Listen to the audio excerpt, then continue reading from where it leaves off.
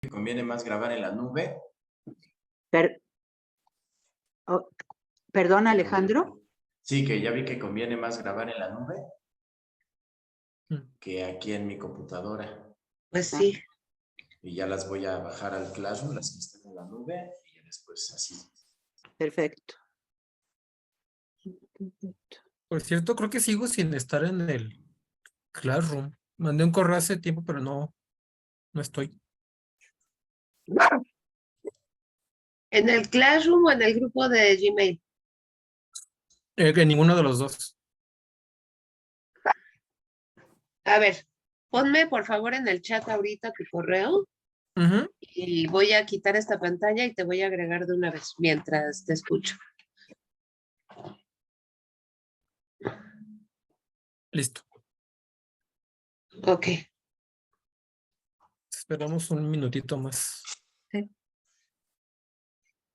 Sí, y aprovecho y me traigo café. Ok. ¿Me podrían dar permiso para compartir pantalla? Sí, enseguida. Te aviso. Ya puedes.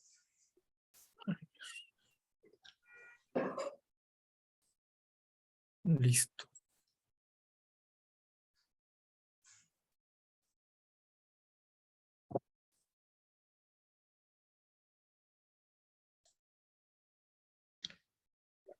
Listo.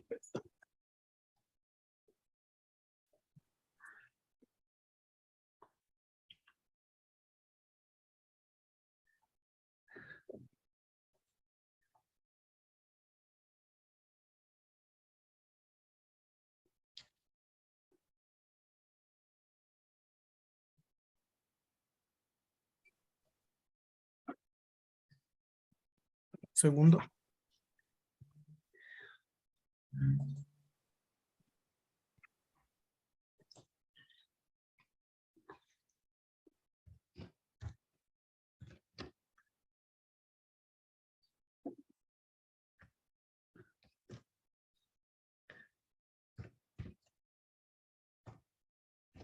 Esa traducción castiza es horrible.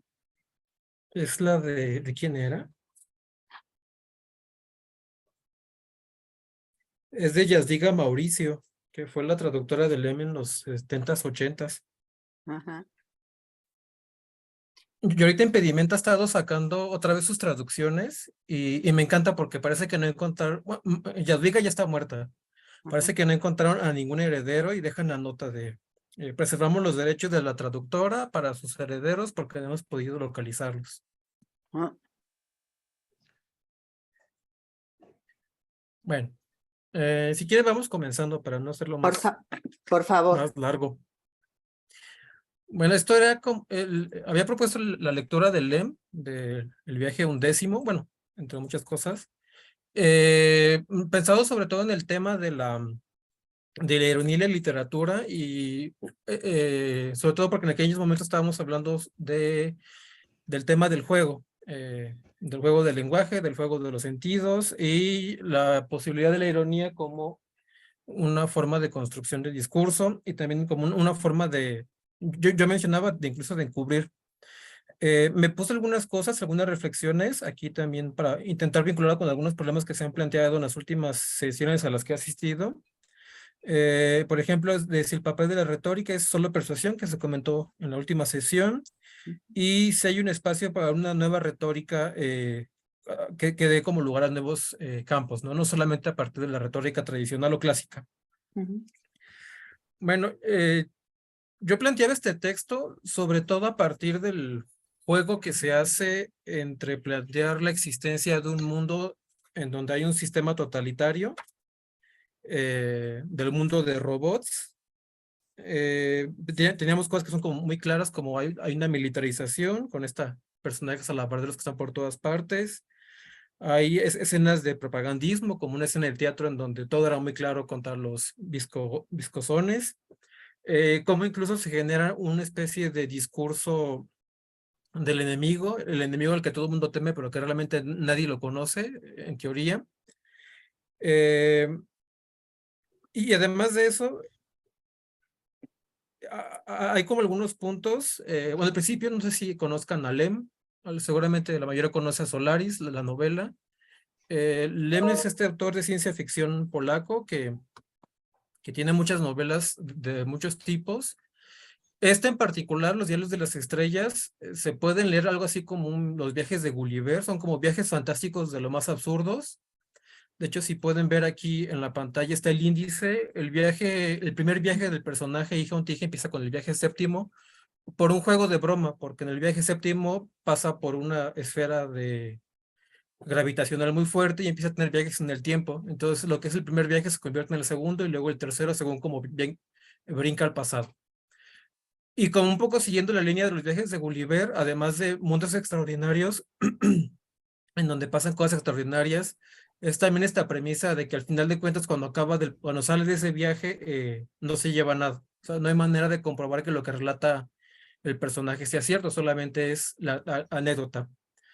Vemos al inicio esta escena en donde lo mandan a llamar a una junta muy secreta y luego lo pasan a un cuarto secreto para que lo vistan. Le dicen, no puede salir por allí y abren un cuarto secreto dentro del cuarto secreto para que vaya un pasaje secreto. Un poco jugando con la hipérbole, ¿no? Si ya es secreto, incluso usan una campanilla de hule para que sea todavía más secreto el asunto. Es un texto que a mí me parece como demasiado claro, ¿no? Todo es broma y todo está hecho a manera del absurdo, de la exageración, de construir un planeta en donde hay robots, donde hay su inductividad, ¿no? Que incluso usa un lenguaje, además de militarización, además de propaganda, cómo se busca incluso la adopción de un lenguaje diferente, ¿no? Que luego si lo planteamos, ya empezando a sacarlo de la broma y del juego, en términos políticos, como luego muchos movimientos políticos o figuras políticas plantean como reformulación del lenguaje, ¿no? En este caso es como usando un español o en este caso un polaco viejo, del que nadie usaría.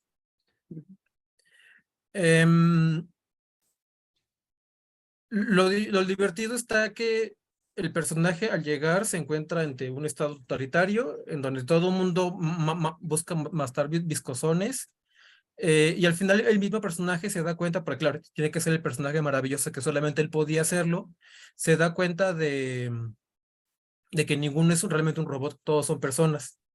Se plantea entonces aniquilar al computador central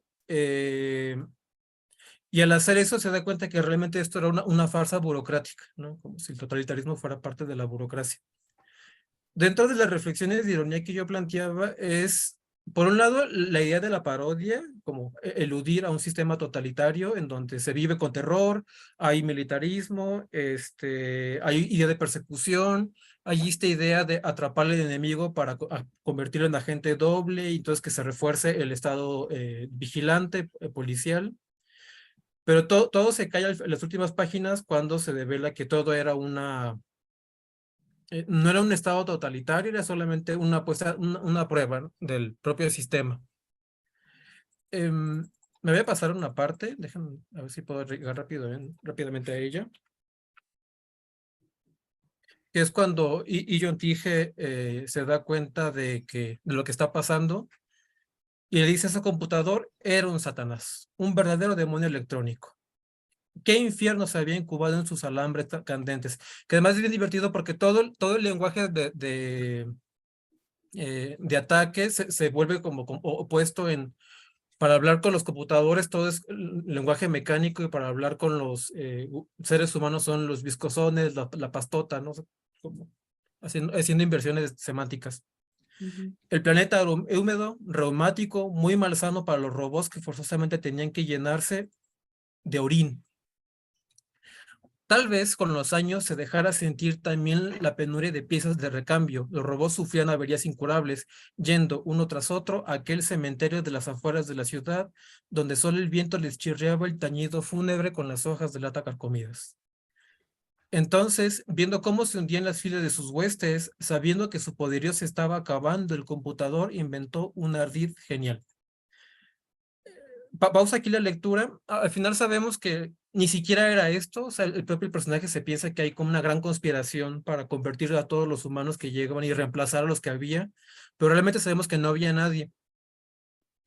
Pensándolo irónicamente, hay que pensar que el propio Lem vivió en un estado policial. La novela se publicó en los 70, vivió en el régimen comunista, y no queda claro más o menos cuál era la percepción del autor frente al régimen comunista, pero parece que no es que estuviera en contra ni que fuera como súper capitalista, pero parece que no estaba cómodo con el sistema. De hecho, su última novela, y por los años 80, se llamó Fiasco. En los 90 se cae el comunismo en Polonia y dejó de publicar novelas. Se dedicó solamente a publicar ensayos o artículos en revistas. Pero parece que hay como lecturas que tanto pueden hablar como del problema del mundo capitalista, como pueden hablar de esta ambivalencia que así es como estoy leyendo este Viaje undécimo, del propio sistema. O sea, un sistema que se plantea como que todos se conviertan al sistema, a lo mejor el Estado polaco, el Estado comunista polaco de la República Popular de Polonia, pero como haciendo ver un juego de que a lo mejor no todos los conversos eran realmente conversos, sino que como si hubiera un subterfugio por debajo, ¿no?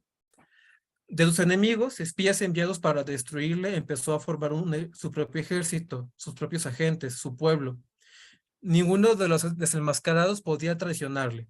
Ninguno se atrevía a ponerse en contacto con otros hombres, con otras personas, porque no sabía que no eran robots. Y, aunque lo supiera, tendría miedo de ser traicionado por el otro. Así como quiso ser la primera persona, disfrazado de alabardero, a quien sorprendía en los arbustos. El computador no se contentaba con la neutralización de sus enemigos, sino que los convertía en los luchadores de su causa, forzándoles a desenmascarar a otros hombres que seguían viniendo de la Tierra. Ya una muestra más de su diabólico ingenio. ¿Quién podía distinguir mejor los hombres de los robots, sino aquellos mismos hombres que conocían al dedillo todas las prácticas de la División Segunda? Justamente pensaba en esta ambivalencia deliberada de ironía, en donde vemos claramente el juego del sistema totalitario, el juego además del sistema que convierte a las personas para que sirvan al sistema, pero el hecho de que realmente no hubiera al final una conspiración tal, sino que era solamente un funcionario que estaba cumpliendo, es más que ya estaba a punto de jubilarse y esperando ya era con su esposa, como que son esos juegos que luego, que son en los que Lem no queda claro de si la apuesta a una cosa o la apuesta a la otra. O sea, a lo mejor puede ser una apuesta en contra de los funcionarios y las burocracias, o en contra del sistema, o en contra de que a lo mejor un proyecto político que está recabando mucho apoyo, mucha gente en realidad no lo apoya, ¿no? Solamente lo apoya por presión social, o no. Esto me lleva incluso al papel de si el papel de la retórica es solo para persuadir. De esto discutíamos hace 2 días con una sesión de historia que tenía con algunos estudiantes de mi curso de retórica, que como parte del trabajo final es que hagan análisis a partir de elementos retóricos, algunos conceptos retóricos de algún texto. No les puse que eligieran algún tipo de texto específico, sino que ellos eligieron. Algunos eligieron poemas, otros eligieron ensayo, otros eligieron cosas como canciones o etcétera. Y uno me decía que él intentó aplicar el modelo de las partes del discurso a su poema. Y decía, es que aquí yo veo narración, pero no me quedó. Aquí veo argumentación, pero realmente no hay argumentación. Y lo que hacíamos ver es cómo la retórica, si bien nos da, la retórica tradicional, o como históricamente se ha hecho, si bien nos da pautas para analizar y para componer y para analizar, lo que tendríamos que pensar es no necesariamente que la función sea persuadir, sino qué función tiene cada texto. Algunos parecen ser como puntillada, uno de los que veíamos era una puntillada en contra de la poesía de los poetas en el régimen priista. Otro parecía simplemente un juego de ambigüedades y ambivalencias entre un juego de cartas y el juego del amor. Otro era una reflexión precisamente sobre el ensayo y el cuerpo, el ensayo de las mujeres y el cuerpo, como la experiencia de escritura del ensayo, al no tener una forma definida, habla de cuerpo, ¿no? Como los propios cuerpos, hay géneros que tienen fórmulas muy definidas, estructuras muy definidas porque así los han definido, pero que el ensayo no. Así parece funcionar como las reglas de un cuerpo. No hay como reglas exactamente definidas. Yo lo que pensaba en cuanto a si el papel de la retórica es solo persuasivo, yo pensaría que hay que matizar mucho, porque no necesariamente todos los textos, bueno, sobre todo los no literarios, perdón, sobre todo los literarios, a veces no es que traten de persuadir, sino que traten como de jugar, plantear un problema, sin que necesariamente se plantee una solución. Si hay espacio para una nueva retórica, una retórica diferente, nuevos conceptos en la retórica, ahí tengo una doble respuesta, porque la retórica es tan enorme que tiene siempre un concepto para algo, ¿no? Si nos metemos en figuras, en Lausberg tenemos como el concepto del concepto del concepto del concepto para hiperespecificar, lo cual puede ser útil si queremos hablar con un metalenguaje muy claro y muy preciso, ¿no? Que a veces en literatura se requiere mucho porque tenemos tipos de verso, tipos de estructuras, cambios fonéticos, etcétera, etcétera. Y podremos incluso en ese caso, ante una falta que tenga la teoría tradicional, crear nuevos conceptos, nuevas clasificaciones, nuevas categorías. El problema creo que no es tanto de que se creen o que sean hiperespecializadas, el problema sería que tuviéramos cuidado siempre con el prescriptivismo, que fue el problema que ha tenido la retórica. Aristóteles plantea un ejercicio de la observación del fenómeno del lenguaje o de la actitud del lenguaje, y históricamente la gente lo convirtió en reglas, ¿no? Incluso el propio Horacio, bueno, que también luego daba preceptos a Aristóteles, y también le pasaba a Horacio. Hacen una observación de cómo funciona el poema Horacio en el arte poética, y la gente lo convierte en reglas. O sea, la historia, la propia tradición lo convirtió en reglas. Entonces, tendremos que ver, pienso yo, en qué tanto empleamos los conceptos porque no son útiles. También puede haber como 20,000 definiciones de ironía, como decíamos. Algunas pueden ser adecuadas para este texto o para otros no. Y qué tanto eso nos permite pensar no en una finalidad concreta como convencer, persuadir, enseñar, sino a lo mejor en una función. La función es plantear un problema, la función es plantear una escena bastante caricaturesca y demasiado de teatro de un estado totalitario en donde todos participan del estado totalitario, pero realmente ninguno es un verdadero fiel creyente. O sea, es la presión lo que los obliga a coparticipar, o otras funciones, por ejemplo, ¿no? Bueno, ya es como publicidad. Lem tiene muchos textos, sobre todo en este Diario de las Estrellas, en donde se permite emplear el tema del viaje como fantástico de ciencia ficción, fantástico de interestelar. En algún momento plantea, por ejemplo, la existencia de sociedades que viven dentro de grandes tortugas gigantes. Demasiado caricaturesco. Y eso le permite hacer una reflexión acerca de la religión. En otros plantea la existencia como del viaje en el tiempo, pero no tanto por la parte científica de la ciencia ficción, sino por la parte ficticia, ¿no? Que luego es lo que en inglés le llaman como la hard science fiction, ¿no? La ciencia ficción dura. Lem a veces es como más duro que otras veces en cuanto a términos de la cientificidad de sus textos. Además tuvo una formación como médico, o sea, no es alguien que empezó en la parte literaria, sino es alguien que empezó con otra formación. Y como que según el caso, se plantea a veces ser más ficticio, como puede ser este personaje que es demasiado irreverente, demasiado absurdo, y otros textos son como más científicos. Su primer novela fue una novela que se llama Astronautas, ya está publicada en español, y toda la primera parte de la novela es un mini tratado de cómo construir un cohete. Se publicó en el 51, en donde era importante que la gente que compraba periódicos, que compraba novelas, conociera cómo funcionaba un cohete. Y toda la segunda otra mitad es un viaje, es plantear el viaje a Venus, un viaje a Venus. Tiene como esas propias ambivalencias, de según qué requiere comunicar, puede ser como más formal, más serio, o puede ser más irreverente. En este caso es, por ejemplo, la identificación de un enemigo, de un estado que crea un enemigo, en donde realmente nadie coparticipa de ese, o sea, coparticipan por presión. Y básicamente es lo que lo que quería presentar, también pensando que esto ya está un poco salido del tema y también me queda como la duda de cómo plantearlo en términos del cuerpo, porque ahora que estaba viendo, que releía la novela para la sesión de hoy, pues sí hay como la idea de adoptar ciertas formas de comportamiento, incluso vamos, adoptar una máscara de robot para adecuarse a lo mejor una exigencia no necesariamente de la sociedad, sino como una especie como de abstracto social, ¿no?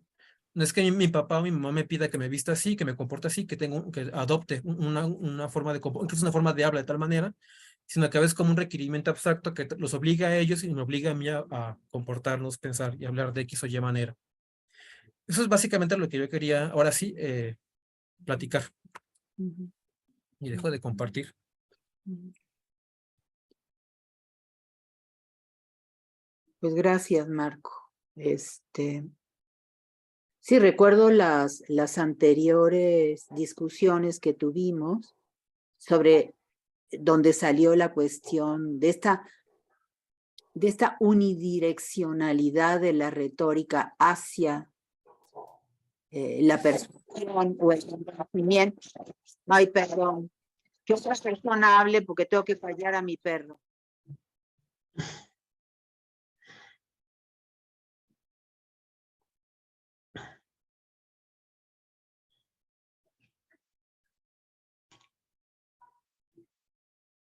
¿Sí los escucho?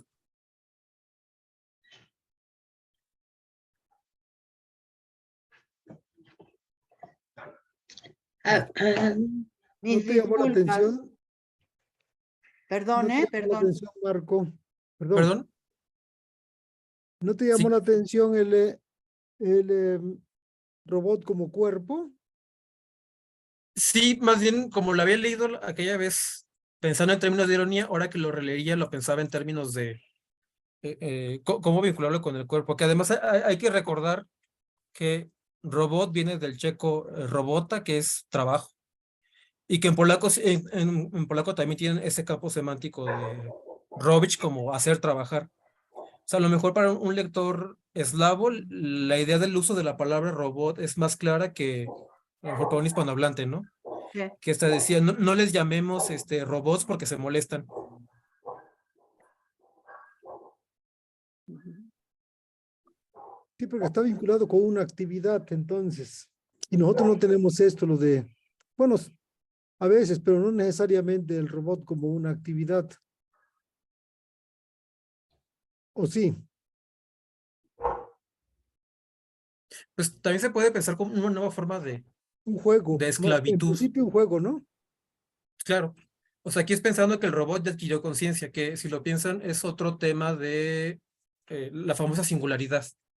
El momento en el que las máquinas puedan adquirir la capacidad suficiente para tener autoconciencia y discutir sobre su propia existencia. Que eso incluso está planteado en otra novela que se llama Golem 14. Eh, un computador militar que adquiere conciencia y en lugar de servir para hacer cómputos militares, se dedica a dar conferencias. Y como es un supercomputador, puede tener a 90 grupos conectados conferenciando sobre la existencia. Entonces es también como, que si lo pensamos en términos de robot trabajador, podría ser como la conciencia de los trabajadores que no quieren verse esclavizados por el trabajo, o no quieren verse esclavizados por esa categoría de trabajador.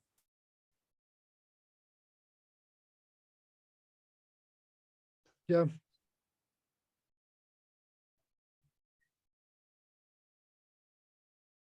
Que cada una de las cosas que están ahora ambos, ¿qué tal, Gerardo?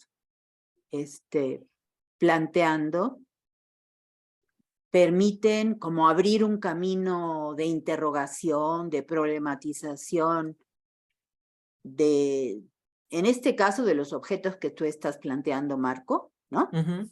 De las novelas o de toda la novelística de Stanislav Lem o de algunas de sus novelas en particular de alguna época muy, muy concreta, pero sin importar la generalidad de ese objeto de análisis, si te acercas a cada una de ellas, puedes ir como como deshebrando, ¿no? Algunos, ¿cómo le podríamos llamar? Algunos pequeños caminos de interrogación. La cuestión de robot es interesante y yo supongo que todas las y los lectores de ciencia ficción saben esto, ¿no? Que en las lenguas eslavas esta idea de robot aterriza de muchas maneras. En ruso quiere decir obrero, ¿no? Robotnik es obrero directamente. Y ni siquiera trabajador, sino obrero en el sentido fuerte político del término. Sobre todo no en Rusia, sino en la Unión Soviética, que era supuestamente era un gobierno de los obreros, ¿no? Y que toda la organización interna del país venía a partir de un partido comunista que se había formado como un partido obrero, ¿no? Entonces ahí sin duda uno puede meter cuestiones de historia, de crítica histórica, cuestiones políticas, a partir de una línea semántica, diríamos, ¿no? De un encadenamiento semántico, como tú lo estás haciendo muy bien. Y sobre todo que cuando nos enfrentamos a la traducción, esto no necesariamente lo sabemos todas las y los lectores, y el saberlo te presenta otra cuestión. El saber, por ejemplo, que Stanislav Lem era médico o que tuvo formación como médico, cuando la medicina todavía sigue suponiendo al cuerpo humano como un cuerpo predeterminado, casi como una máquina, para decirlo muy claramente, y que de pronto aparezca, si te entendí bien, porque ese cuento no lo conozco, no recuerdo haberlo leído, la verdad, pero si es así como tú nos acabas de contar, parecería que hay una sátira contra el estado de cosas, que no sería únicamente el comunismo en Polonia, sino el poder de la Unión Soviética sobre Polonia, ¿no? Claro. Lo cual lo hace más complejo y que se puede ir no solo por el lado, digamos, político, para decirlo de manera muy general, sino por este otro lado. O sea, el hecho de que un robot, un trabajador, está pensado a partir de este esquema biológico o biologicista o médico, de que todo cuerpo está predeterminado y que funciona casi como una máquina, ¿no? O incluso no solo físicamente, sino socialmente, como que todo trabajador está predeterminado socialmente por el hecho de ser trabajador. Exacto, exacto. Entonces, por ahí sería interesante, porque entonces sí uno diría es una sátira. Y aquí la pregunta, que podría ser una pregunta que desarrolláramos o no, pero quizá pueda ser una buena pregunta, es si toda sátira implica que su eje central es la ironía o no, porque la sátira puede hacer uso de algunos momentos irónicos, pero su columna vertebral puede no ser la ironía. O sea, justamente por lo que decías muy al inicio, o sea, sabemos todo lo que ironía ha querido decir a lo largo de los 26 siglos de existencia de la retórica, es decir, no tenemos una sola definición y más bien tenemos una serie enorme de ejemplos donde uno puede decir, pues sí, creo que es ironía, pero no podría definirla de una manera general o absoluta, la puedo definir en este caso concreto, que es un valor, a mí me parece, inmanente de la ironía maravilloso.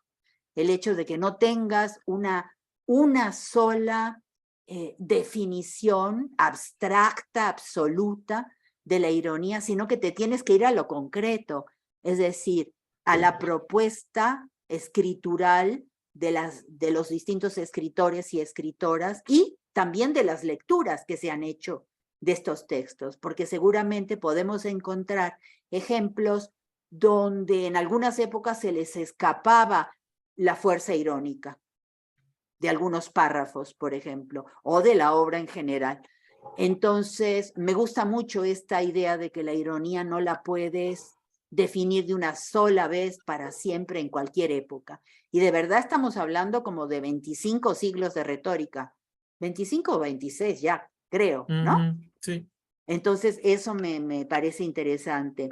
Me gustó que también hicieras indicaciones de que esto podría entenderse no únicamente en el contexto polaco, después de la invasión de la Unión Soviética, sino, por ejemplo, yo recuerdo que lo trabajamos mucho, no en nuestro seminario, sino en el seminario primero que tuvimos en Filológicas con Esther Cohen, donde estuvimos leyendo textos de la época del nacionalsocialismo, es decir, del fascismo alemán, y había muchos textos de autores preocupados porque la esencia del alemán se estaba degradando, porque se había propuesto un lenguaje distinto, que sería el lenguaje nazi, digamos, ¿no? El lenguaje público nazi, que era una lengua que había perdido el encanto semántico, digamos, incluso pragmático, de sonido y demás, de los distintos alemanes,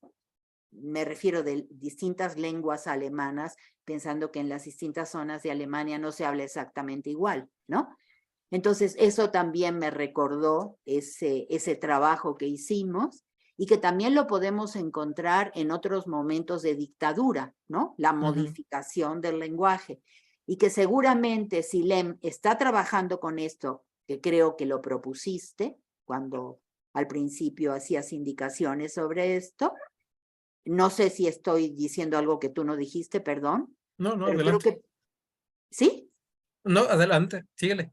Que creo que sí propusiste que ahí también podría haber una crítica o incluso una parodia, una sátira, ahí podríamos ponernos de acuerdo sobre el uso del lenguaje y el uso de su propio lenguaje en su propia novela o en su propio cuento, ¿no? Que hace uso, diríamos, irónico, porque lo que quiere hacer en realidad es criticar ese uso del lenguaje, que él dice que finalmente es el uso de la máquina, ¿no?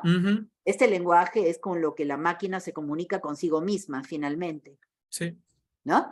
Entonces, esa lectura, esa posible interpretación resulta interesante en un contexto más amplio histórico, viendo cómo hay lenguas de la dictadura o lenguas totalitarias, como tú decías, ¿no? Claro. Y lo que implican para las lenguas. Y hay muchísimos estudios sobre esto, ¿no? Anteriores, digamos, a los textos de Lem, que seguramente él conoció, ¿no? Bueno, se me ocurre. Sí, claro. Que incluso dulcificando lo de lenguas totalitarias, pues si lo pensamos, creo que casi cualquier movimiento político, partido, sociedad, etcétera, se plantea como un campo de lenguaje. Ciertos usos, o sea, el hecho de que el presidente diga fifí, que es una palabra antiquísima que ya casi nadie usaba, él la conocía y ya la posiciona como incluso un elemento identificador social. No tiene que ser aquí necesariamente un lenguaje totalitario, sino un lenguaje político. Y ya se permite, porque me encanta cómo usa la palabra fifi, puede ser muy general para cualquier persona rica, como puede ser ciertos comportamientos de ciertos ricos, como puede ser solamente cierta clase dentro del grupo social ricos, ¿no? Capitalistas. Entonces, y lo del lenguaje incluso es como esa, claro, son robots y no hablan en lugar de beep, bop, beep, que en otras novelas los robots que plantea sí plantea como que tienen tanta capacidad que tienen que atontarse para hablar con el ser humano.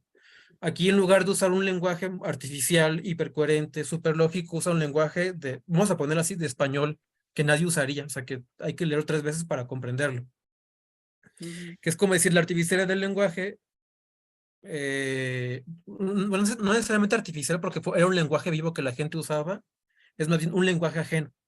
Pero ahí creo que una cosa que no mencioné es cómo el propio personaje de Hijo Tige en algún momento empieza a hablar así ya por inercia.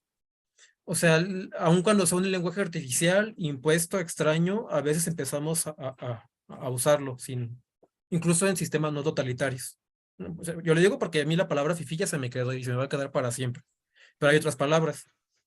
Ahora, cuando es un lenguaje como puede ser el de los programas políticos, tanto de nazistas como incluso de la Unión Soviética y de otros programas políticos, el uso del lenguaje es muy importante porque sea en un constante trabajo de resignificación. O sea, resignificar la palabra obrero con otra categoría.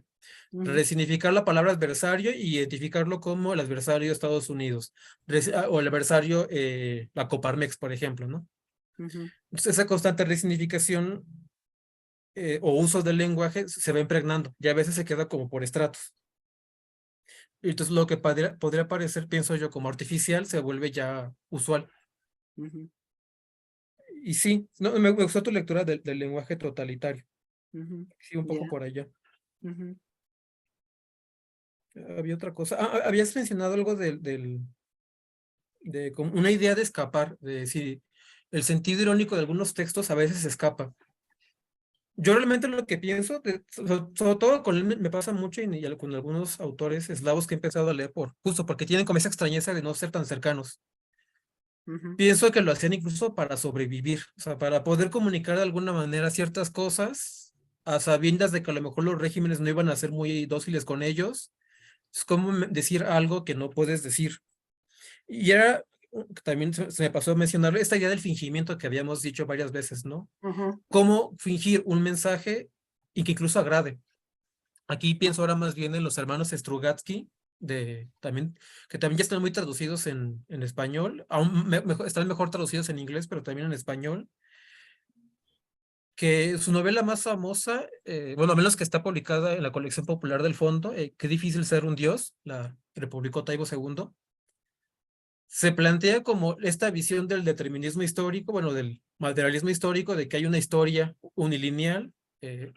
Son personas, no sé si conozcan la novela, son sociólogos que van a un planeta, sociólogos comunistas, sobreentiende, o soviéticos más bien, que van a un planeta y como son sociólogos, tratan de mezclarse entre la gente. En ese planeta, la sociedad está pasando por los últimos estadios de la Edad Media. Se espera que pronto llegue el humanismo. La manera de infiltrarse es que cuando se adquieren la personalidad de algún personaje muerto. Entonces, se aparecen como nobles, tienen recursos, usan aviones, helicópteros, pero se visten como nobles para poder hacer sus investigaciones. No sé si quieren que les arruine la novela o sea, es que ahí viene el plot twist.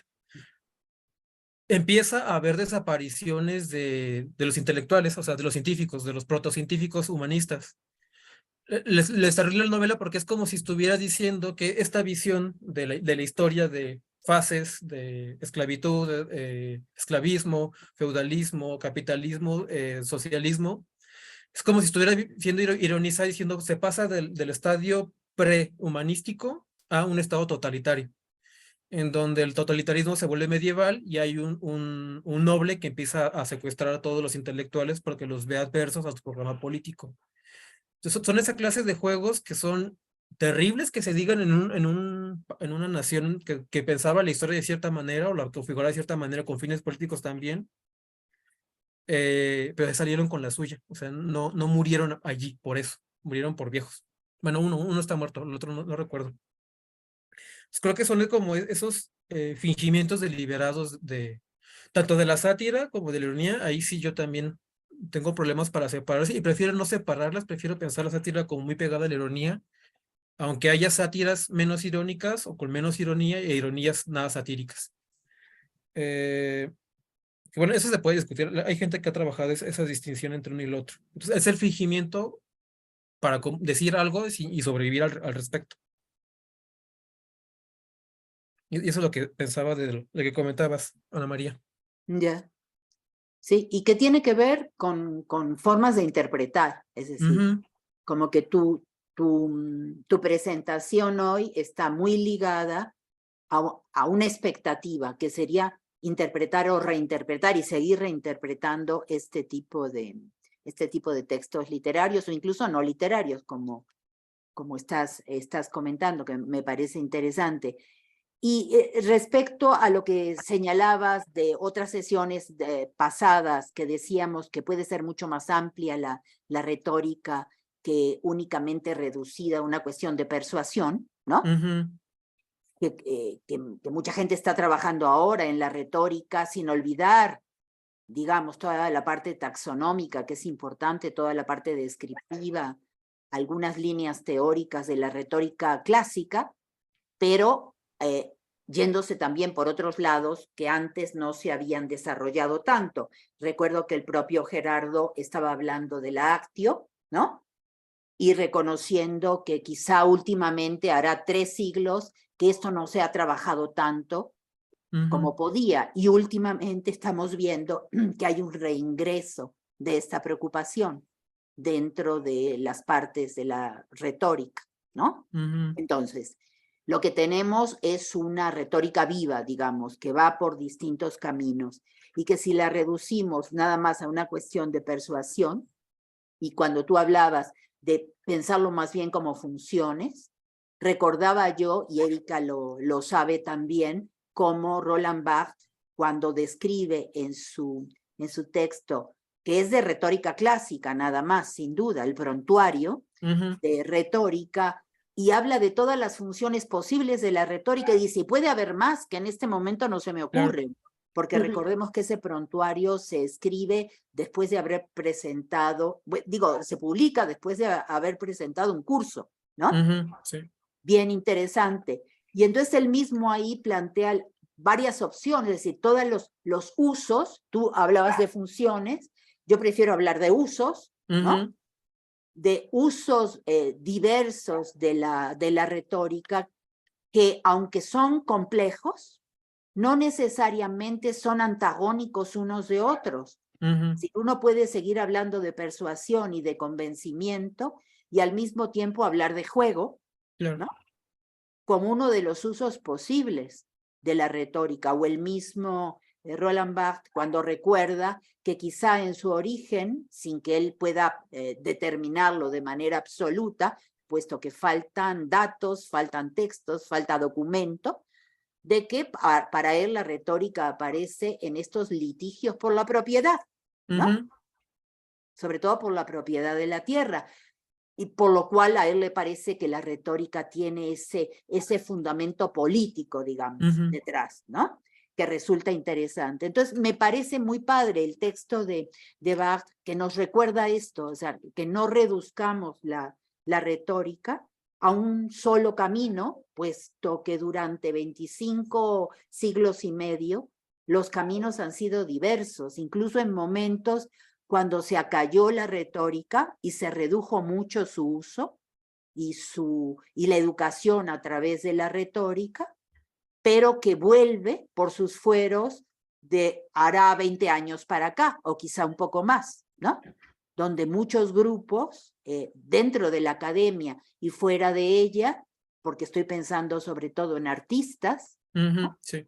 Retoman la retórica. Es más, un antecedente sería todos los trabajos de semiología que de repente se han regresado a la retórica para nutrirse por ahí y hacer semiología en el terreno de las artes. Ujú. Una Sí. semiología o semiótica de la arquitectura, del urbanismo y de una serie de prácticas, incluidas las artísticas, que no habíamos pensado suficientemente. Y hará unos 25 años, o quizá un poco menos, de pronto muchos, y me incluyo, nos dimos cuenta que la retórica la necesitábamos para enriquecer el pensamiento político, Claro. ¿no? Y estamos trabajando por ahí desde hace bastante tiempo. Digo, no son 25 siglos, digo, son 25 años, pero Ujú. dentro de todo es interesante que no se reniega de un pasado, ¿no? No es Ujú. una nueva retórica absolutamente desconocida, es una complejización de lo que tenemos de la retórica y sí introducir otros usos a partir de cuestiones comunes. Y estas cuestiones tienen que ver con una taxonomía amplísima. Tú señalabas el diccionario de Lausberg, ¿no? Y todos los trabajos que te permiten darte cuenta que una misma operación retórica se puede nombrar de muchísimas maneras y cada nombre guarda significados que quizá los otros nombres no tengan, lo que hace también bien interesante a la retórica. Cosa que se había negado en otros momentos, porque se decían que eran demasiados nuevos nombres y que debería achicarse toda la parte taxonómica para que todos estuviéramos de acuerdo. Sí, pero es que la retórica no pretende ser una ciencia dura, que necesita Claro. ese tipo de nomenclatura. Al contrario, si lo rico me refiero al valor, a la riqueza de de la retórica es que encuentra en cada uno de sus momentos las posibilidades de problematizar algo tan simple como poner un nombre. ¿Y por qué no deberíamos ponernos de acuerdo en un solo nombre? ¿No? Que a mí eso es lo que me parece buenísimo de la retórica y que es una riqueza que no tienen otros saberes, ¿no? Y que por eso no podemos renunciar. Y esto nada más lo digo en función que tú decías, una nueva retórica que se vaya por otro camino distinto al del pasado. En mi caso no sería eso. Yo creo que la retórica tiene que seguir haciendo historia, ¿no? Y sus historias son valiosas y las historias distintas de la retórica son valiosísimas, pero también hay que reconocer que se están poniendo a prueba nuevos usos o nuevas funciones, como dices tú, y seguirán apareciendo, ¿no? Nuevas funciones, como el caso de la política, que es relativamente nueva, ¿no? En relación con 25 siglos de existencia. Y respecto al cuerpo, y lo que te preguntaba Gerardo, ahí la cuestión es que si nos tomamos en serio robot como obrero, como trabajador, y la idea de que el cuerpo es también una máquina, entonces, ¿qué hacemos? No solo con esta novela de Stanislav Lem, sino también con otras propuestas literarias o de ciencia ficción, pero también en cine, donde en efecto el cuerpo lucha para... Es que la lucha es... no quisiera ser demasiado estricta, pero en general la lucha parece que es o eres un robot y eres maquinaria o eres un humano. Y esa postura humanística muy entrecomillada de que los seres humanos somos libres y que nos podemos organizar como queremos y que nuestros cuerpos no son meramente maquinarias, es una vieja discusión que el nuevo pensamiento tecnológico estaría dejando atrás.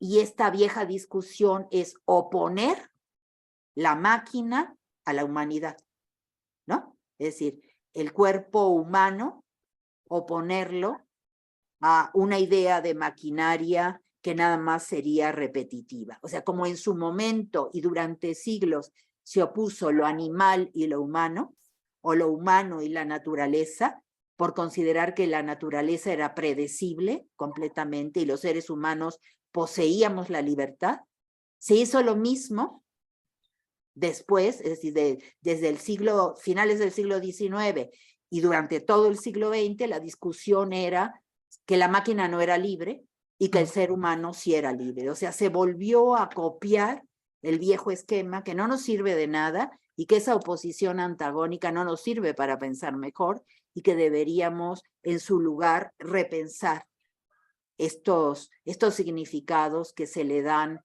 a la naturaleza como maquinaria o a la tecnología justamente como una maquinaria opuesta, ¿no? Antagónica completamente al ser humano porque el ser humano es libre. Porque quizá parte de la parodia del Lem que estás contando es que los seres humanos se conducen aún en su libertad de una manera bastante restringida, diríamos, ¿no? O sea, repiten un programa que sería el programa de esta máquina. Como tú lo contaste, no lo leí, entonces se me están escapando algunas cosas de ese texto, pero como te lo entendí, parece que esta máquina, que finalmente es simplemente una máquina burocrática, que está poniendo a prueba algo, ¿no? Una manera que podría ser un juego, pero podría no ser un juego, podría ser una nueva manera de registro, ¿no? De archivo incluso, y que esa manera tendría que ver un poco con hacer que todos los seres humanos que son libres dejen de ser libres, como si en efecto, antes de la llegada de las máquinas, todos éramos libres, o todos hubiéramos sido libres, que es bastante cuestionable, ¿no? Por ahí nada más. ¿Alguien más? Sí, a mí me interesaba continuar con esto que se estaba señalando del robot, porque bueno, también este cambio de sentido, porque el robot en su origen, si es trabajador, etcétera, pues ya aquí cambió. En primer lugar, se utilizó para juguetitos, tenía otra función diferente, lúdica. ¿No? Entonces ha ido cambiando sus funciones y luego en las investigaciones, etcétera. Tiene pues también una serie de funciones. Pero también estaba pensando cuando, bueno, diríamos desde un punto de vista antropológico, como el otro, porque el robot es un demonio.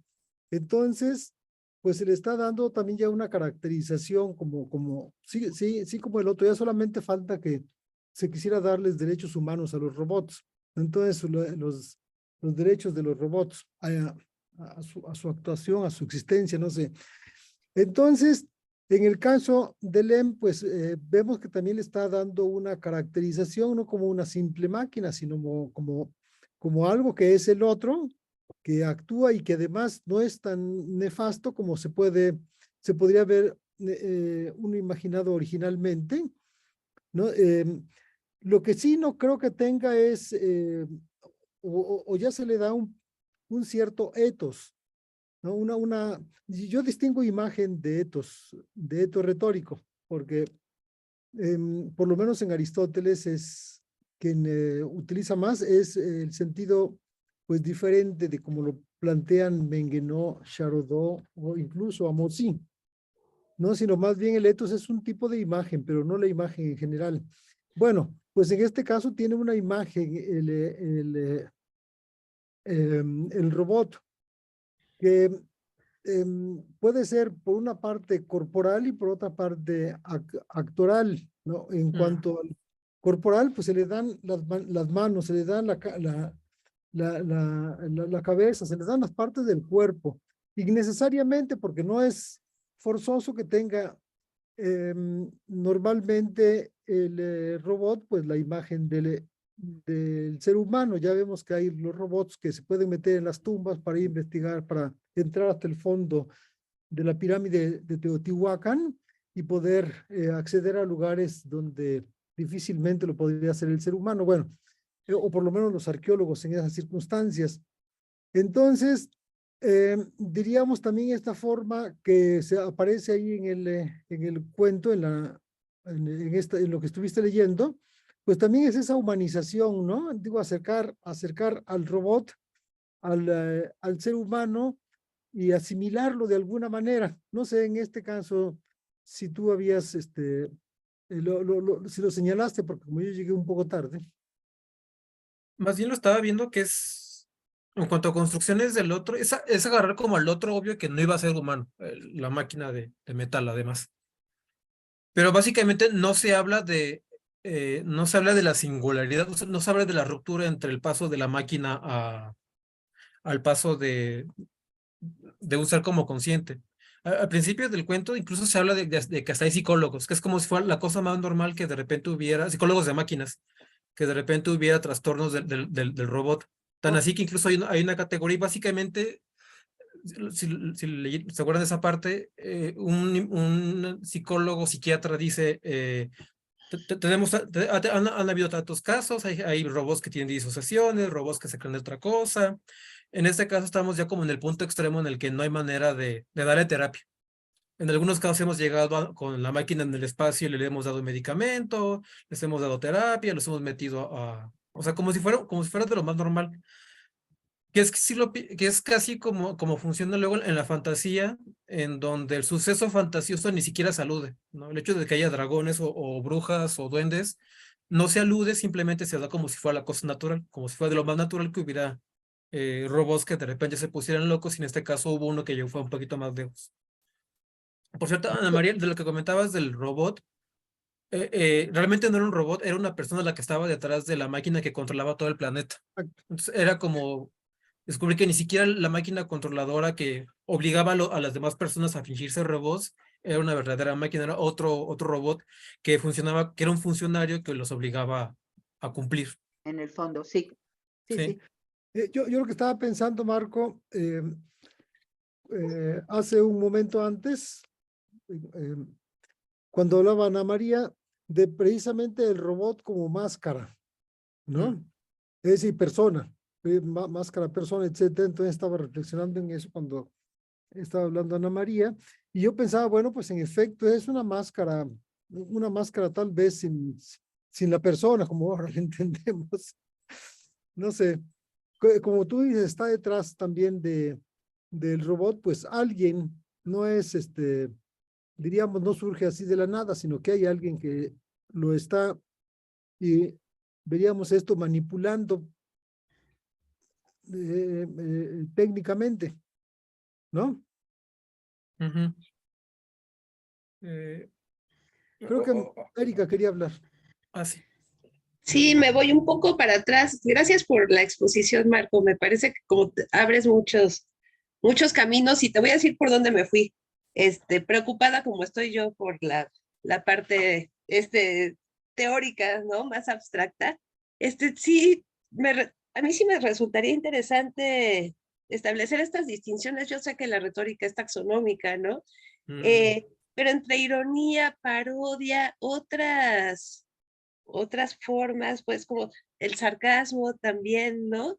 Quizás no dicen exactamente lo mismo, ¿no? Y no operan o no tienen formas de operar iguales. Y esto lo conecto con otra problemática que tú marcabas respecto de la función. Por una parte de la retórica, creo que sería bueno además pensar, por una parte, en la función de la retórica o de las prácticas retóricas, como Ana María bien se remitía a Barthes. A mí esa parte me gusta, porque dice la retórica pues no es una sola práctica, ¿no? Son distintas y hay más. Y después el discurso, ¿no? Entonces, más que función, o me gustaría entender la función como funcionamiento o modos de proceder o modos de operar, ¿no? Rescatando también de otras sesiones cuestiones que habíamos marcado, no para definir la ironía, pero sí quizá para indicar algunos de sus rasgos.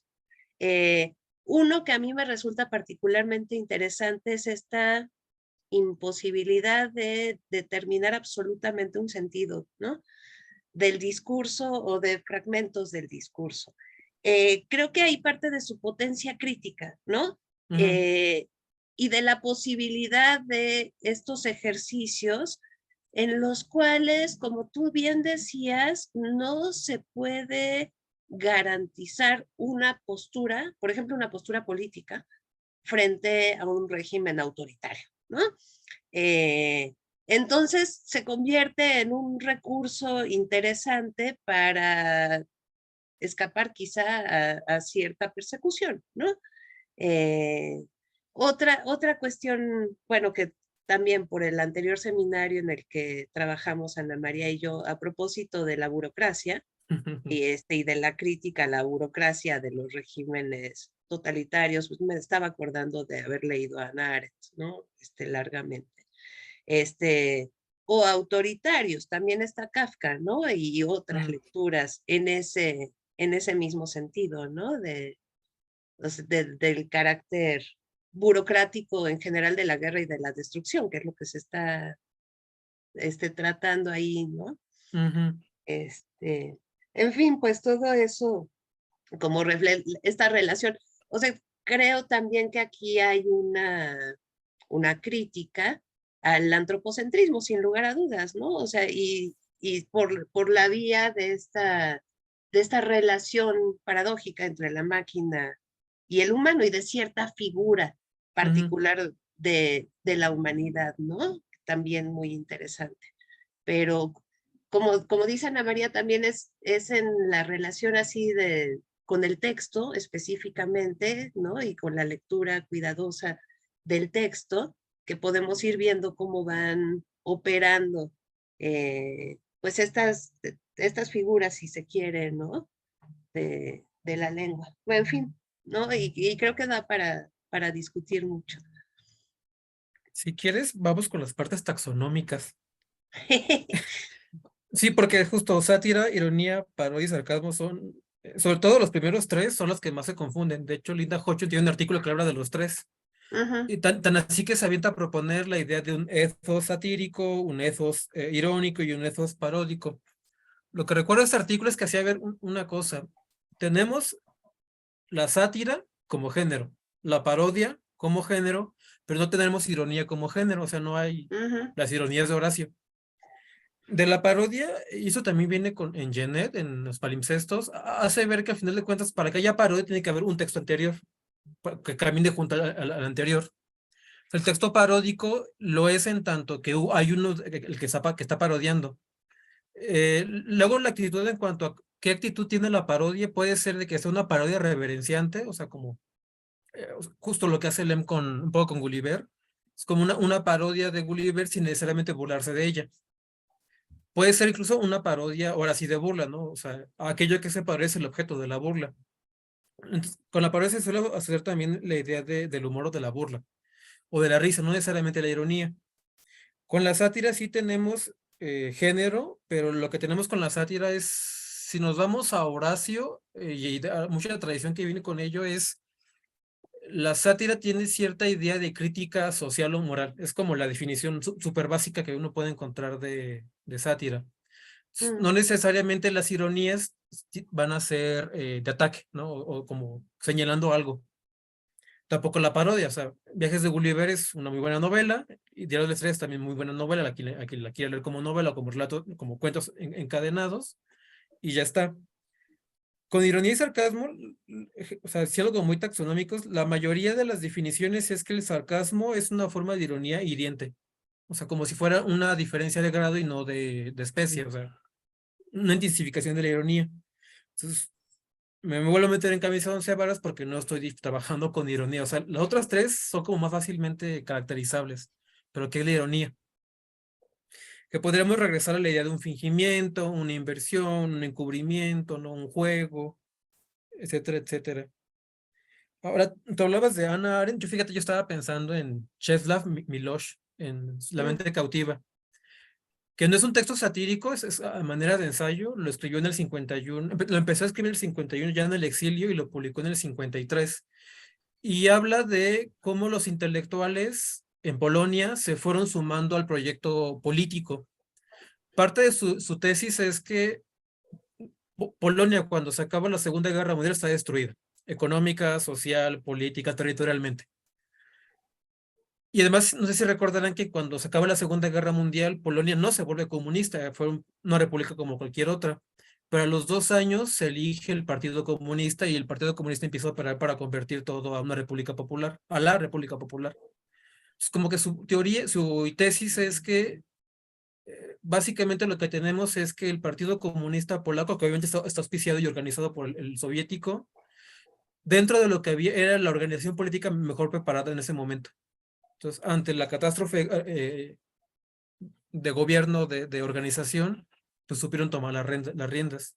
Y la otra parte es interesante, sobre todo cuando habla de los intelectuales, porque incluso habla, como intentando explicar esta relación de, como formas de control de ese tipo de sistemas, de cómo la división entre lo público y lo privado, que en el capitalismo nos gusta, o sea, lo que es mío y lo público es tuyo. No te metas en mi vida, no te metas en mis actividades, en mis gustos, en lo que compro o no compro, en cómo tiro la basura o no tiro la basura. Dice cómo parte del sistema es eliminar la división entre lo público y lo privado, pero para que todo sea público. Entonces lo pone de una manera como muy caricaturesca. O sea, todo ciudadano en el sistema polaco se vuelve observador de todos los demás ciudadanos. Por eso también te traspola a la cama. O sea, tu pareja se vuelve otro ciudadano polaco, que también la cama se vuelve un espacio público de la política. Pero como en un sentido más como de la persecución, como estas propagandas estadounidenses de los 60, 70 de tu vecino puede ser un comunista, pues así como tu vecino puede colaborar con la burguesía. O sea, yo lo estoy leyendo como desde allá, que a mí me gusta mucho ese texto, se puede conseguir un poco fácil en México, un poco porque está en Gutenberg, entonces es un poquito caro, o se consigue en digital. Pero como que ayuda a ver eso de, pues ante un sistema dado, la gente se suma. o por obligación o por convencimiento, que son parte de los personajes que plantea. Plantea 4 tipos de personajes, alfa, beta, gamma, delta, o sea, son modelos. Dice, algunos lo hacen porque seguían la moda estética, habla como de intelectuales en plan de artista, de poeta. Es el periodo simbolista, el periodo a lo mejor romántico, el periodo del realismo socialista y se suman. Otros parece que se suman al proyecto político, entonces si el proyecto político se suman. Y hace, no sé, me da como una idea como de un poco de, como de amargura del mensaje, como se van perdiendo los intelectuales en el sistema cuando se suman. En la manera en la que se suman, ¿no? Hay algunos como que se suman, pero como que mantienen cierta identidad o como con ciertas distancias. Entonces, eso es más o menos como siguiendo lo que comentabas. Hablando como bueno, habrá que meternos a ironía, como... A mí el texto de Hodgson, de Iron is Edge, me gusta mucho porque justo agarra de chile, mole y manteca y habla de ver la ironía como más sutil, la ironía más agresiva, o sea, porque la ironía se puede usar en sistemas totalitarios y antitotalitarios y prototalitarios. La apartheid tenía ironía, ¿no? La Unión Soviética tenía ironía. Estados Unidos tiene ironía. O sea, todos los sistemas políticos pueden tener uso de ironía y la ironía se puede usar tanto para el racismo como para eliminar el racismo. Ese texto me gusta porque plantea como una visión muy amplia de la ironía. Y con mucho como que justo vincula la parte de la sátira, la parodia y el sarcasmo como elementos que también son parte de la ironía sin ser necesariamente de la ironía. Se presentan en ella. Y ya era lo que estaba pensando. A propósito de Algo caracteres totalitarios, ¿sí? ¿Sí? es de, yo estaba pensando también desde antes de, se podría observar también en el caso del robot, probablemente, a ver qué piensas tú, la alegoría, ¿no? Has pasado por las diferentes figuras y en este sentido diríamos una alegoría pues no sé, de la humanidad, alguna cosa así, no sabría definírtelo claramente, pero por eso te lo pregunto, si no se podría ver en este caso, volviendo al texto de Lem, obviamente la ironía y todo eso, pues sí, pero también la alegoría podría verse ahí. Pues sí, de hecho la pensaba como el falso militante. Ah, O sea, o sea, porque es un proyecto político, la gente milita a favor del proyecto político, pero al final todo el mundo descubre que estaban más bien militando por obligación o por temor. qué bien. Digo, Sí, también reduje mucho, o sea, podemos ver otras cosas, pero pensaba algo así como el falso militante. sí. Bueno, pues muchas gracias. ¿No? ¿De qué? Y pues no sé. Bueno, una cosa que se me ocurrió oyendo a Ana María y a Erika. Decíamos de no acotar no acotar la retórica a la idea de persuasión. Y también se me ocurría por inversión, ¿por qué no te incluso ampliar la idea de persuasión? O sea, a lo mejor es como, según que cada quien piense acerca de la persuasión, es como pensemos la idea de retórica persuasiva. Podríamos pensar a lo mejor como producir un cambio de actitud o solamente comunicar un cambio de actitud, la persuasión, que la gente, no sé, receptividad, comprensión, empatía, podrían caber dentro de la persuasión sin que necesariamente busquemos operar un cambio político o que la gente salga a las calles. O sea, a lo mejor también como para, o sea, ya hablé en contra de la persuasión, ahora hablar a favor de la persuasión. Estoy completamente de acuerdo, es decir, necesitamos una genealogía de Peitó de la persuasión, todas las veces que aparece, por lo menos en el imaginario occidental, ¿no? Y cómo dio pie a pensar, por ejemplo, lo humano o las fuerzas de lo humano, los valores de lo humano o la psique humana de distintas formas. Entonces necesitamos un ejercicio histórico o genealógico para recuperar todas esas formas de uso que se corresponden con distintos significados y que no son ni buenos ni malos, vaya, ¿no? O sea, no es que pensemos que la persuasión es mala y por eso queremos sacar a la retórica de este objetivo de persuasión o de convencimiento. No, lejos de ello, lo que queremos es volver a pensar, como tú bien dices, qué sería persuasión. Y sobre todo poder quizá plantear algunos panoramas, como algunos escenarios donde la persuasión actúa de manera completamente distinta que en otros escenarios históricamente determinados en otras cronologías, diríamos, ¿no?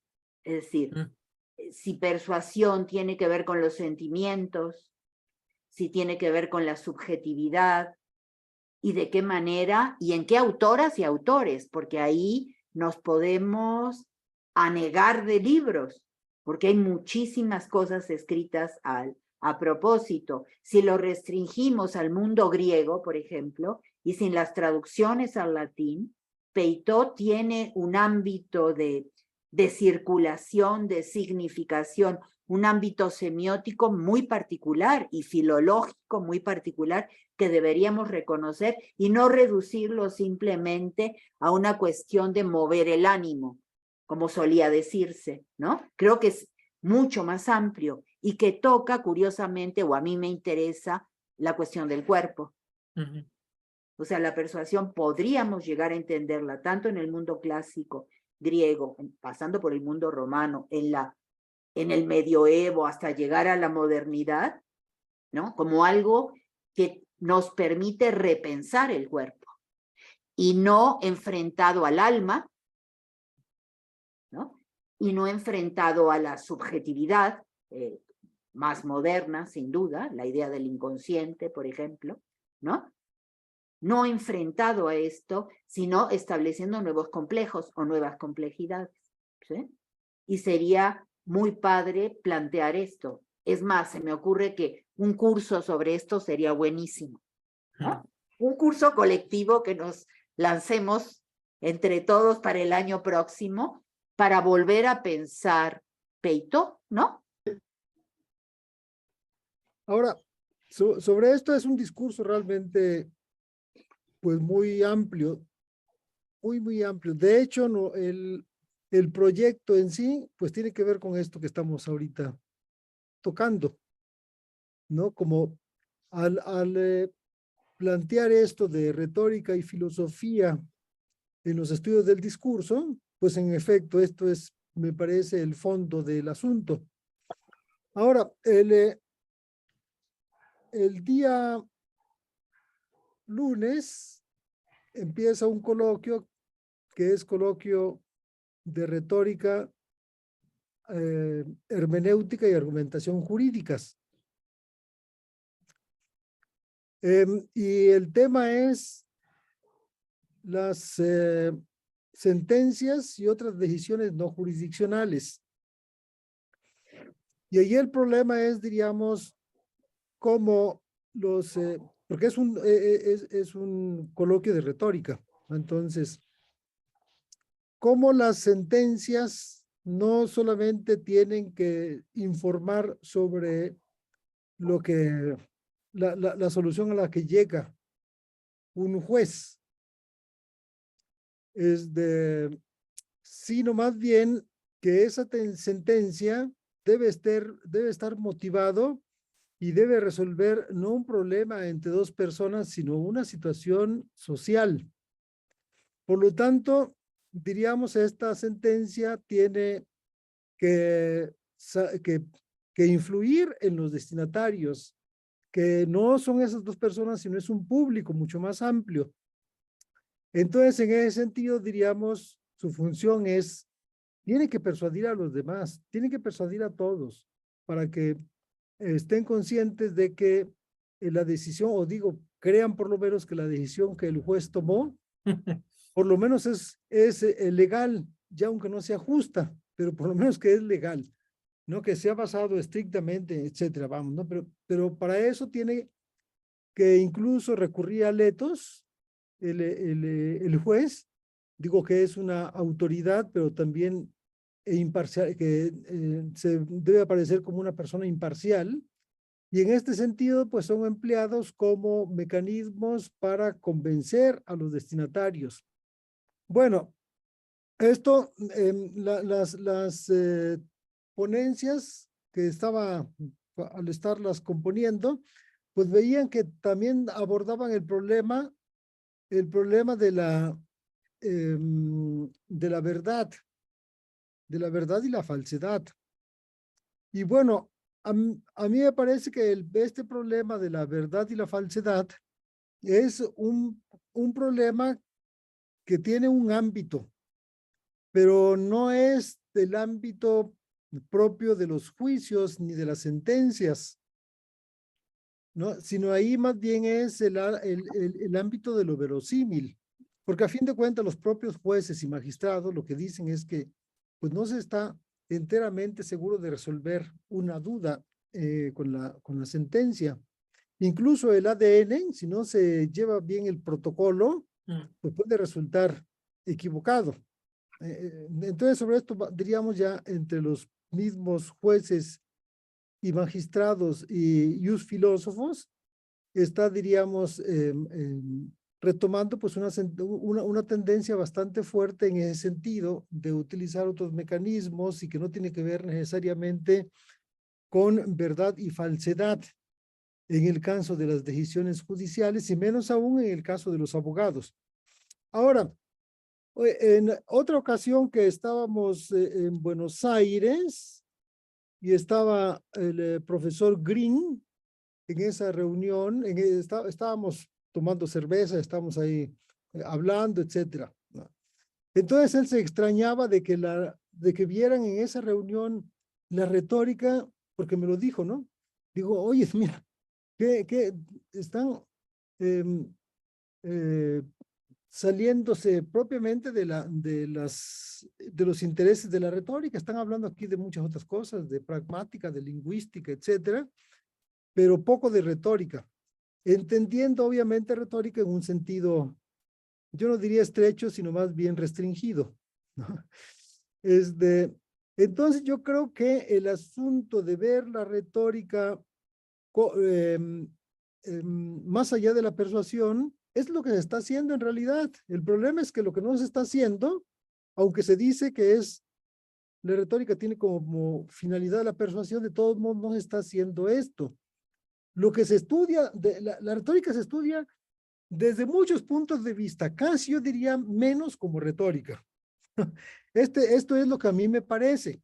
La experiencia que yo tengo es esto. Si veo ahí a Alejandra Vital, que quiero muchísimo, etcétera, bueno, lo ve más bien desde la pragmadialéctica o la pragmática lingüística, o la semiótica o la hermenéutica, más que como retórica. Y luego también hay a mi juicio, una falsa visión de la retórica, y esto lo discutí mucho con Haidar durante 8 horas y nunca logré convencerla de que la retórica es también refutación. Ahora yo lo que digo es que es más refutación que afirmación, que confirmación, como se dice en el término técnico.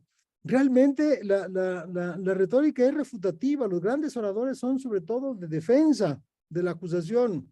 Cicerón lo que utilizaba, en lo que intervenía en más del 80% de los casos, era en refutar.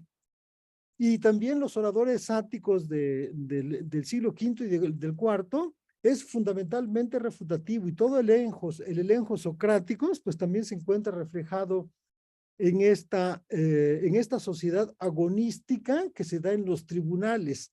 Es decir, no es algo nada más de hablar y que el otro no responde, ¿no? Como le llaman luego la comunicación bancaria, ¿no? Sino que es más bien la comunicación manipuladora y la comunicación crítica que se da en los tribunales, porque si lo ve uno de la otra manera, yo creo que uno pues estaría teniendo una imagen bastante, ¿cómo diría?, formalista de los movimientos políticos que se estaban dando en la Atenas de la época democrática, siglo V y IV, y en la Roma de Cicerón. No, son sociedades agonísticas completamente,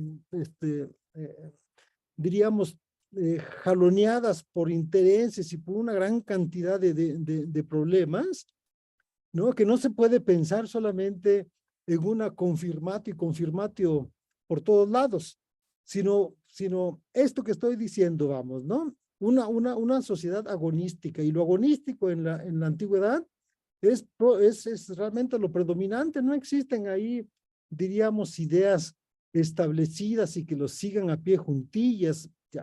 Por ejemplo, la lectura en Plutarco, ¿no? Y esta forma irreverente de ver a los grandes pensadores. Y vemos también, volvemos a Gorgias, que con esta actitud también realmente refutativa, y en general así se ha visto aquello que se llama sofística.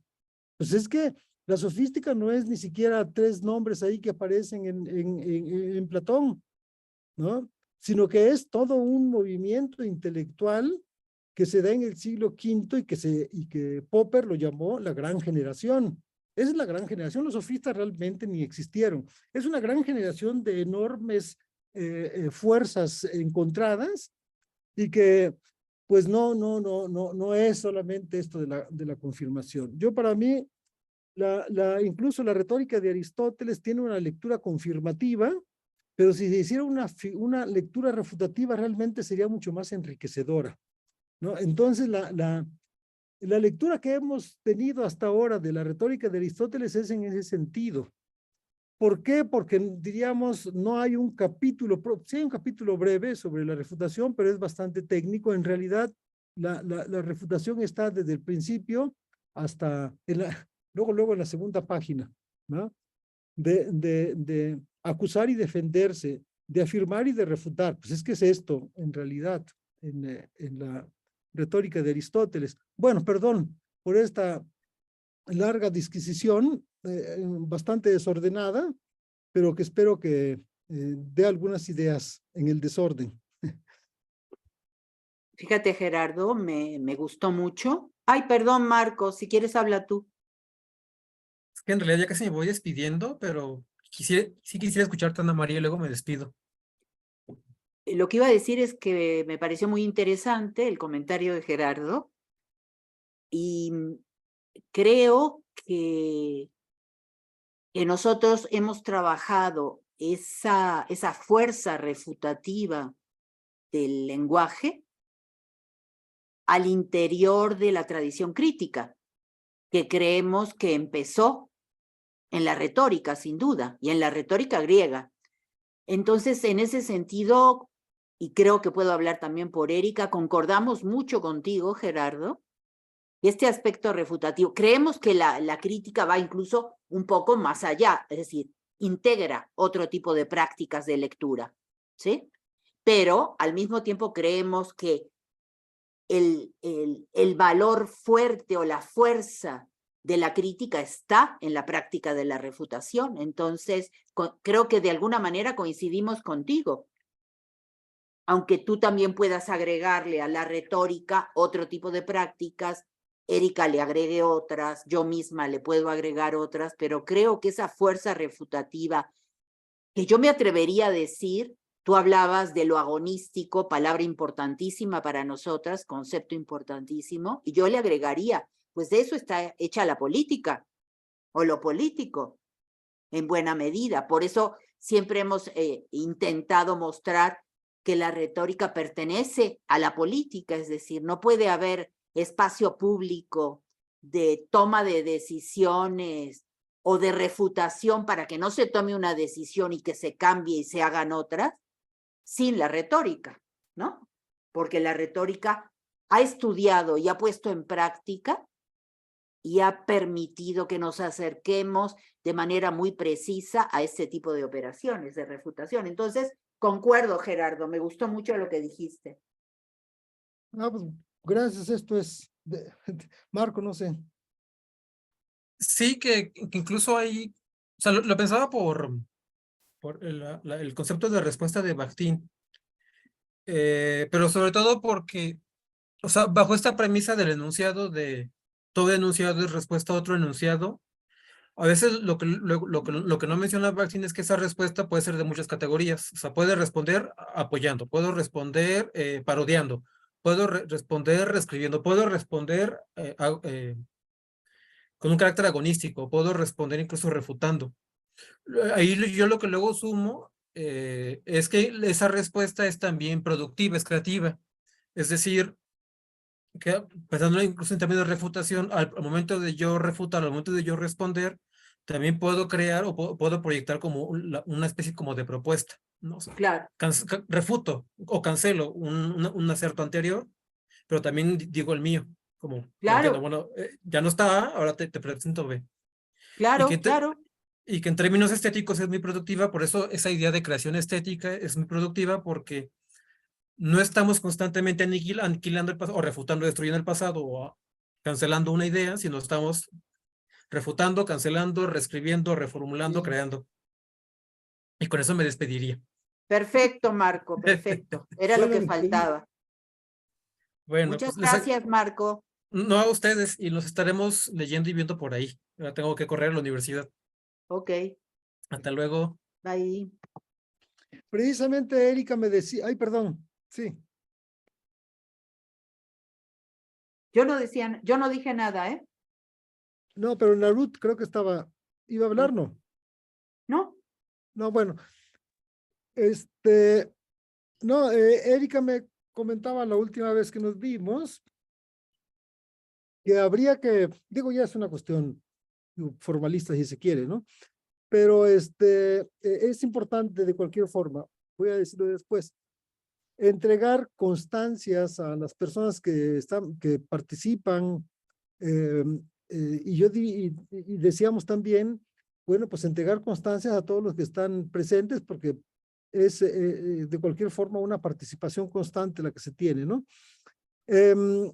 Y además de esto, bueno, pues desgraciadamente las instituciones nos obligan a entregar pues nuestros bonos, ahí es lo que vamos haciendo y hay que hacerlo entonces. Yo eso lo quería mencionar acá para, por ejemplo, pues a Marco que se le envíe una carta, una constancia, una carta de agradecimiento por haber participado y con eso pues diríamos es más que suficiente, ¿no? Y también entre nosotros pues lo mismo y la asistencia de cada uno hay que tenerla pues registrada, ¿no? Las reuniones que vamos teniendo a cabo, que vamos llevando a cabo, pues también. Entonces, bueno, era eso, solamente una cuestión propiamente, que es fuera de los temas, que son muy interesantes. Perdón. Okay. Muy bien. Entonces otra, ya que estamos con eso, nos acaban de mandar correo diciendo que nos aprobaron el proyecto. Ahorita hace unos, sí, Ay, mira. no todo el presupuesto, ahí lo vemos, pero que entregamos avances significativos y que por lo pronto, o sea, aprueban el próximo año. Entonces, felicidades. Bueno, pues sí, muchas felicidades. Buenísimo, buenísimo. Me da gusto. Y yo creo que ahora estamos más vinculados, estamos trabajando más con los problemas que deberíamos de haber trabajado, pero también nos estábamos como apenas preparando, diríamos el primer año, ya el segundo ya empezamos y el tercero concluiremos muy bien con el coloquio, que habría que también pensar en eso, ¿no?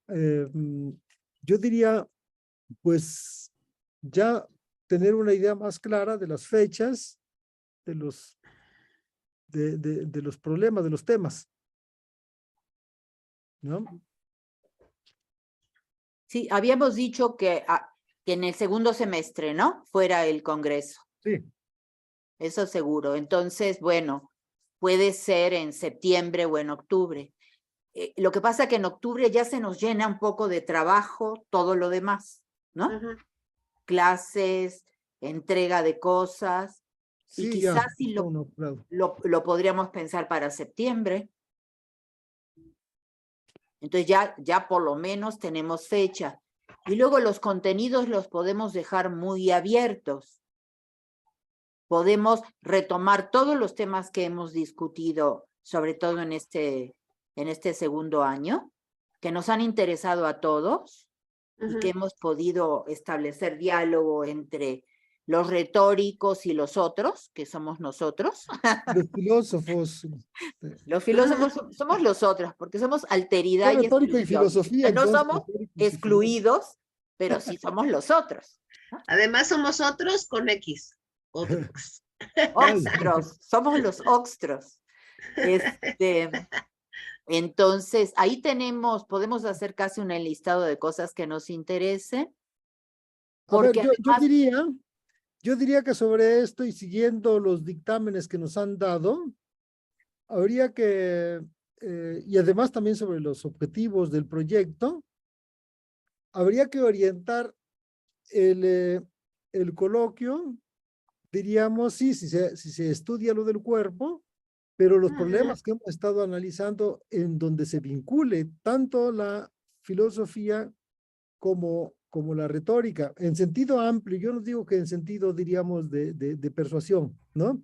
Sino en sentido amplio, ya sea como figurática o como problemas en relación con la verosimilitud y la verdad, y el problema también del cuerpo, entendido en las discusiones que hemos estado llevando a cabo. Entonces, que este coloquio y luego la publicación respondiera a lo que planteamos y están también esperando en la Dirección General de Personal Académico. Creo que esto habría que definirlo de una manera amplia, pero sí darle alguna orientación a todo lo que se ha estado viendo. pues podemos hacerlo tanto la parte de retórica y la parte de filosofía, nos mandamos un pequeño escrito y luego juntamos esos dos escritos, los discutimos y ya queda, ¿no? Y podría ser la próxima vez, por ejemplo, ¿no? Que nos reunamos o aparte de la sesión. Lo podemos El hacer seminario. aparte porque a nosotros en nuestro seminario nos surge juntarnos para seguir con algunas lecturas que teníamos propuestas. De hecho, hoy yo había planteado una lectura y no sé si la gente se quede ya para hacerla o la dejamos para la siguiente. Entonces, ¿cómo ves, Erika? Pues es la 1:05 ya, Mm, y somos poquitos, no Sí. sé. Ahora, yo para la próxima reunión, que sería en 15 días, sí tengo un problema porque estoy organizando este curso de argumentación retórica que impartiría Cristian Plantán, Ujú. ¿no? Y precisamente empieza el 28. Yo creo, Gerardo, que estaría bien que las reuniones del proyecto general fueran una vez al mes y que dejáramos cada 15 días, por supuesto que siempre están todas y todos invitados, pero que dejáramos cada 15 días para trabajar las cuestiones de nuestro seminario específicas, porque como que estamos dejándolas un poco de lado. Entonces lo podríamos plantear así, es decir, reunión cada 15 días de alteridad y exclusiones en este mismo espacio, reunión del proyecto PAPIT cada mes, ¿no? Una y una, y bueno, y con la invitación siempre está a todas las reuniones del seminario, ¿no? Sí, Como, ujú. sí, yo estaría de Bueno, sí, acuerdo estaría bien. porque tenemos una lista de textos que necesitamos leer y discutir sobre la cuestión del cuerpo, ¿no? Ujú. Entonces, ya que hoy ya no nos dio tiempo, dejaríamos el seminario Alteridad y Exclusiones dentro de 15 días. Como tú tienes problema, Gerardo, dejaríamos la reunión de todos y todas Sí, dentro sí, de sí. un mes. ¿Y cuándo Pero sería dentro de un mes es diciembre, que es súper problemático. Sí. Sí, porque como también tengo coloquio internacional que empieza 5, 6 y 7 de diciembre. Y luego vienen las jornadas filológicas 7, 8 y 9. Ay, O sea, no tienes Sí. tiempo. no. Tendría que ser empezando enero. Sí, o el 16, que es viernes, me parece, porque el 17 tengo todavía otra reunión. Ajá, O sea, el viernes 16 de diciembre. pues podría ser. Yo ya A estoy ver, ahí déjame que libre. vea. Dejan ver si está bien el 16, a lo mejor me estoy equivocando. Noviembre, Es el Yo, último día yo antes de tengo un curso, vacaciones. perdón, yo tengo un curso que dar. Esos tres mira, también últimos. estás ocupada, ¿eh? Yo tengo un curso en multimedia, es decir, en el CENAR, 14, 15 y 16, 16. de 3 horas cada día, en la Sí. mañana. Y acabo de cama, pero Sí, sí. ¿cuándo empezarían las vacaciones? El 19. O sea, el lunes. Ajá. Bueno, de hecho, el último día es el 16, ya el 17 ya seríamos, Sí. obviamente. No. Sí, es sábado. Bueno, pueden ustedes reunirse. Yo no podría porque tengo el curso en multimedia. Eh, Eh, ¿Qué días dices que tienes el curso? Porque puede ser otro día de esa semana. Yo ya no tengo 14, 15 y reglas. 16. 14, 15, 16. Miércoles, jueves y viernes. Te- No, y tú vas a estar cansada realmente. Como para hacerlo en la tarde o eso no está bien. Y tú también vas a estar acabando los otros, Gerardo. Pues sí.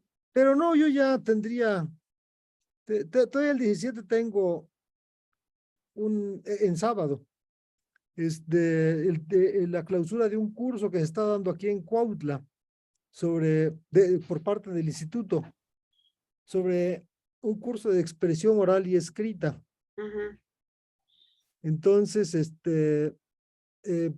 pero esa semana ya no tengo actividades académicas, reuniones académicas, sí. Voy a aprovechar para retornar a mi antifonte. Ajá. Pues lo único que se me ocurre, porque yo puedo planear mi curso, de hecho ya lo estoy planeando, podría ser el lunes 12, pero yo no sé si los demás Claro, puedan. para mí está muy bien. ¿Cómo ven? Lo publicitamos Ujú. y si Pero alguien, si mucha entonces gente nos dice es que Día de no la puede, Madre. Es Día de perdón, la Madre, es mal día. ¿cómo? Sí, ¿no? Día de la Virgen de Guadalupe, perdón. Ah, sí. Sí, es feriado en la UNAM, pero Es ya le estoy llamando madrecita y soy ateo, bueno. Sí dijiste el Día de la Madre y yo dije, ay, qué raro, pensé que era en La mayo. Madre, la Virgen. Yo La dije, Madre me quedé en Nuestra madre diciembre y nos fuimos espiritual, hasta... debías haber dicho. Nuestra madre espiritual. Nuestra Madre, Tonantzin. mm, Bueno, no, yo creo que ese día es un poco complicado. Y porque mi mamá es su cumpleaños y también mi hija. Ah, ah, no, entonces, Son del pues 12. entonces los primeros días de enero, Bueno, pues está bien. ya descansados. Sí, ¿Ah? la primera semana es la del 9 al 13. Entonces, si quieren, lo dejamos el viernes 13, aunque sea de claro. mala suerte o de buena. Pero Erika, antes trabajamos en el diseño del coloquio. Digo, en el diseño, sí, en Sí, el diseño. claro, por Ajá. Sí, sí, sí, separado. sí, sí, Ya Cada, para que lo presentemos el 13. sí, exacto, exacto. Sí. sí, Sí. claro que sí, sí. Bueno, y voy a ver lo de las constancias también para que todo el mundo tenga su constancia de participación, que es importante. Ok. ¿No? Gracias. Bueno, Pues pues hay que entonces nos continuar con los vemos. Yo demás. vuelvo a invitar a los Oxtros para dentro de 2 semanas. Trabajamos el texto de Rolnik, ¿sí? Cómo hacernos Sí. un cuerpo. Ok. Órale. Doctora, antes de que se vayan, recordarles del libro que que el hombre prehistórico también es mujer. Sí, Ah, sí. muchas gracias, Alejandro. Aquí está. Alejandro pidió 2 o 3 textos de que yo les había recomendado. Ya Erika tiene el de ella, yo tengo el mío. Y entonces, si alguien quiere, le escribe a través de alteridad y exclusiones, cuesta 280 o algo así, ¿no? 349. Bueno, algo así. Ujú. Pues si alguien quiere, a través de alteridad y exclusiones, ¿no? Y ya. Oh, ay, María, ahí estás. No me había dado cuenta que estabas. Hola, justo estábamos hablando del curso que voy a dar contigo, ¿no? Bueno, entonces nos vemos en En 15 15 días. mes Pues yo me y despido, que tengan buen año. Ustedes también. Ah, pues sí. Para- ¿Qué cosa? no, igual estamos en comunicación, ¿no? Sí, Claro. claro, sí, eso sí, pero ya en grupo no, más Pero ya bien en grupo, qué buen año para todos. Y sí, luego ya esto en es. corto, pues ya. También Nos me voy a ver mucho felicitamos. con, Ok, que con estén muy bien. Bianca. En 15 días entonces, Sí, nos con el vemos. texto de Nos Rolnik. Bye. vemos. Bye. Nos vemos. Gracias.